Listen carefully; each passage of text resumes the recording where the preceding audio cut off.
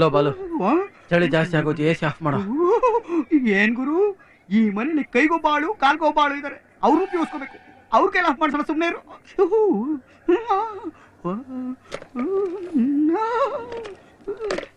Hello, S, ನಾನು ಬಾಲು ಮಾತಾಡ್ತಾ ಇರೋದು.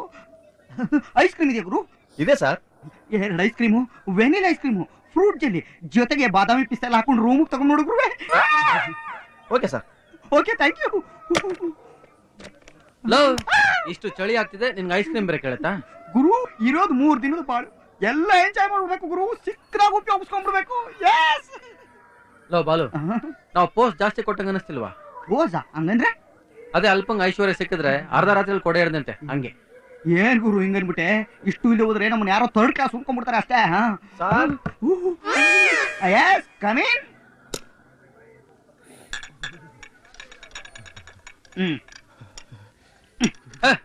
ಇಷ್ಟು ಶೆಕೆ ಆಗ್ತದೆ, ನೀನ್ ಯಾಕೆ ನಡೀತಿದ್ಯಾ? ಯಾ ಮಿಸ್ಟರ್ ಮಾಣಿಕ್ಯಂ, ಹೋಗಿ 2 ಪಾಯಿಂಟ್ ಎಸಿನ ರೈಸ್ ಮಾಡು. ಲೋ ಮಾಣಿಕ್ಯಂ, ನಾವು ಎಸಿ ರೂಮ್ ನಲ್ಲಿ ಐಸ್ ಕ್ರೀಮ್ ತಿಂತ ಕೂತಿರೋದು ನೋಡಿದ್ರೆ ನಿಂಗೆ ಏನ್ ಅನ್ಸುತ್ತೆ? ಯಾಕೆ ಸರ್?